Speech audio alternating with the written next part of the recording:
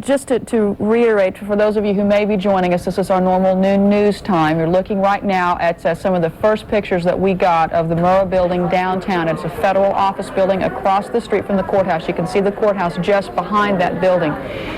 This federal building houses a number of government agencies, and these pictures were unbelievable to us. That crumpled piece of metal that you saw there just briefly has been marked off as evidence. We are getting early word that this may have been a car bombing and that car may have been involved. That's what R.D. Rowland told us. They set up a triage area right out front of the building. Dozens of people already have been treated and transported to area hospitals.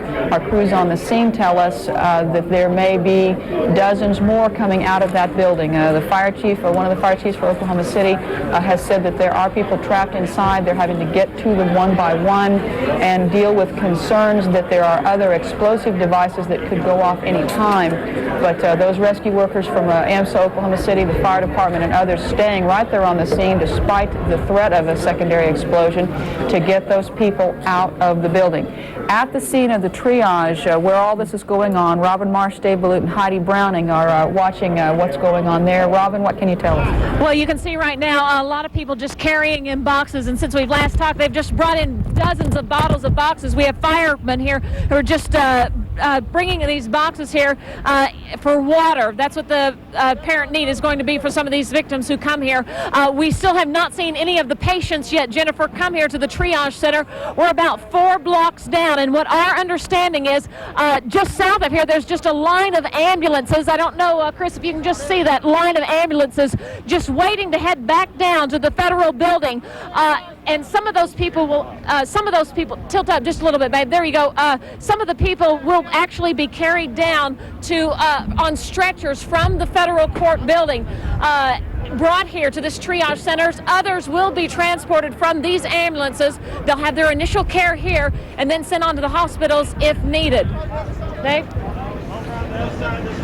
Robin, I just took another look, too, down the street on 5th Street, trying to see what I could see as far as the federal courthouse. I saw a group of probably 100 law enforcement type folks gathered around. I think they're still all looking at the bomb truck, trying to figure out if it's doing any good. We do want to repeat that this explosion occurred at a federal office building, which is just a block or actually just across the street north from the federal courthouse. It did not go off at the courthouse itself, but the courthouse did receive some damage from the concussion and some broken windows, and certainly some flying glass, as did many buildings downtown. And we have talked about the fact that the federal building, the federal courthouse building where the judges are in the courtrooms and all of that, does have federal marshals and security, metal detectors and that sort of thing, limited access, and this building does not. However, if, as we're being told now, this was a car bombing from out in the street, none of that would have made any difference. It could have just as easily been the federal courthouse, so it would appear excuse me, that there's something inside this particular building, one of these agencies, that was being targeted. There had been talk about the fact that since this is the 2nd anniversary of the explosion in Waco, that perhaps this had something to do with that. We have, and perhaps it does, but we have been told Ramsey Clark, attorney for the Branch Davidians, which was the religious group involved in that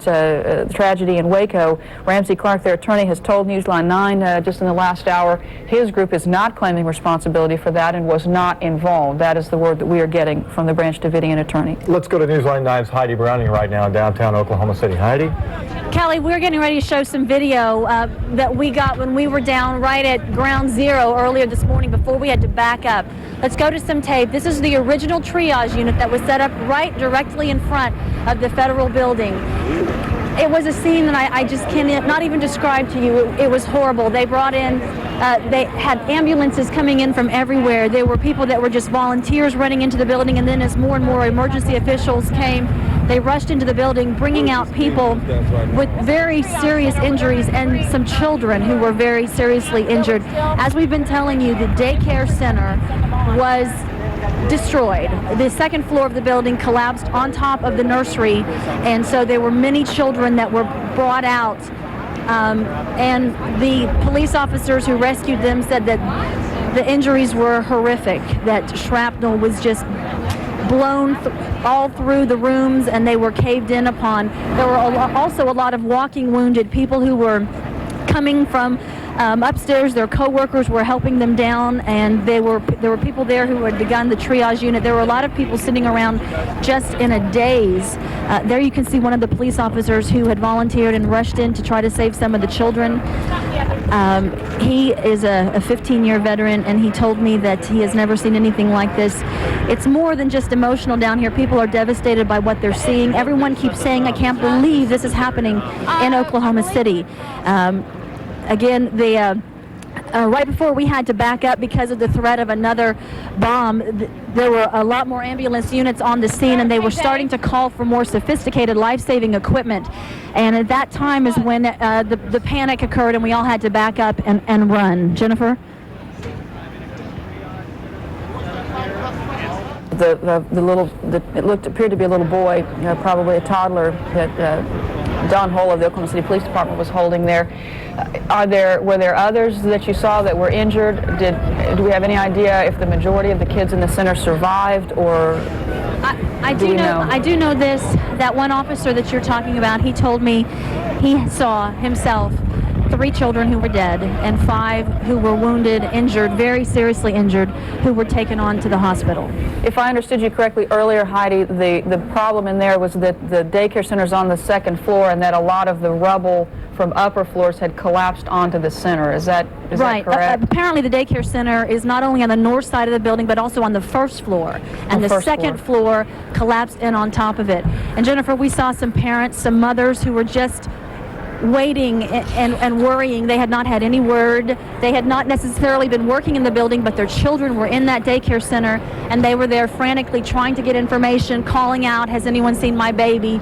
And of course, no one has been able to give them any information unless they now have been able to contact the hospitals to find out which children have been taken and which ones may still be missing. Okay, let's talk about that, because certainly many people out there have friends, as we do, who work in that building, or loved ones who work in that building, and you're anxious to get word about how they are.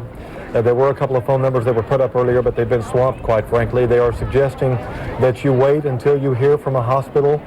Right now, if that changes, if we get a phone number that will serve as a clearinghouse for that information, we will let you know immediately so that you can find out what has happened to your friend or relative. Perhaps the only exception to that would be, as we've heard it so far today, if you are waiting for word on an adult victim or somebody, say, over the age of 4 who can readily identify himself or herself to medical personnel, don't call, they'll call you. If you have a child that is an infant or under 2, a child that might have trouble saying who he or she is, in that case you might want to try to contact authorities so that you can get linked up with your child. Tammy's in the Live Center with some new information. Tammy? Guys, we're going to stay put and pass along the most imminent needs, and here is the latest. You're talking about the need for blood, and there is a need. We hear a lot about rare blood. They're saying now that's not necessarily so. What they need more than anything is O positive and O negative blood. Now they need all kinds of blood, but they really need O positive and O negative, and they need it so quickly. They're asking for repeat donors because, of course, you've been checked, you've got your card, and you're ready to go.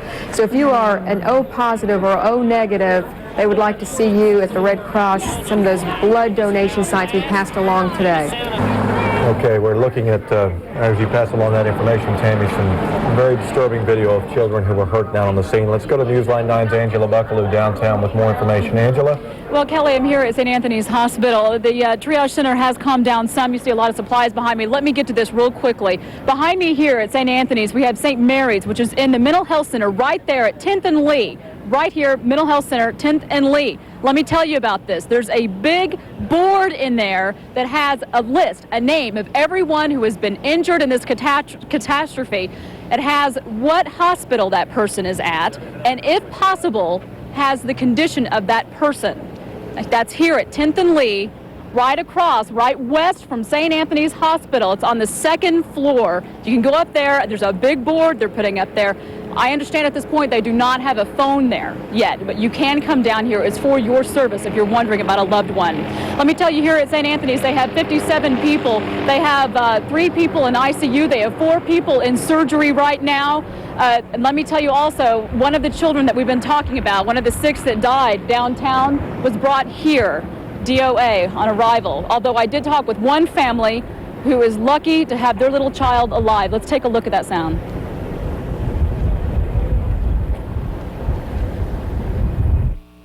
Tell me what happened? Don't know what happened, just a blast. What were you two doing? Who did you run into?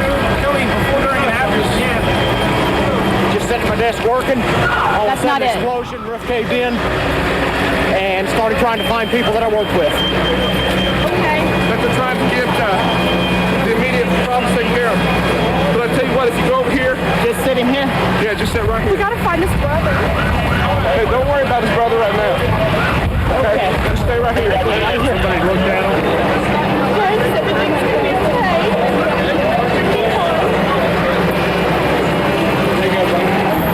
Yeah, I worked for Kerr McGee, and I was on the 6th floor of our building, and I heard this loud blast, and it sounded like a bomb or something, and then all of a sudden, there was a lot of glass and materials flying into our building, so I ran down the stairs and came out and looked, and I saw all of this black smoke and everything, and I ran up here, and then I saw all of the injured children. What you doing? You saw Just went and tried to see if I could be of assistance in some kind of a way. You know who you're holding right now? No. Go with this group, okay? Where'd he go? Well, let me tell you, that wasn't the video we had hoped for, but obviously distraught people down here. Everybody's searching for loved ones. Again, you can come down here at the 10th and Lee at the St. Anthony's Mental Health Center, a big board there set up for your convenience to come down and see if one of your loved ones has been hurt. They are bracing themselves here at St. Anthony's in case one of those other bombs goes off, I can tell you that much. But at this point, they're just trying to get the people through. Superficial injuries, some, but we do have a lot of very serious injuries here. Kelly? Okay, Angela, we're still waiting word on what has happened with the third explosive device that was found inside the federal building. No word yet on whether or not that has been disarmed. Also, the governor's office is saying now that 8 people are dead out of this explosion. 8 people, certainly many more are still missing inside the building. One thing we want to reiterate, the building at 10th and Lee that Angela just directed you to, certainly this is not a place to go to check on friends. This is for immediate family members. What they don't need right now is 1,000 cars headed that way, because it's not too far from where this is going on. It's also in the route that these ambulances are going to be taking back and forth to get people to St. Anthony. So if you are unable to get information about somebody you know was in this building, a loved one, a family member, that is the place to check, but certainly not some place to go if it's somebody that you can wait and stay out of the way and hopefully hear from their family members. You're looking at the damage at the federal building right now. Just an awesome blast that tore through it at 9 o'clock this morning in downtown Oklahoma City. It's a 9-story building. The northern third of it is missing now. Apparently it triggered some sort of collapsing chain reaction, and down it came. And 515 people were in that building right now. We have some more, I think another interview with a victim from downtown. Let's take a look at that right now if we can.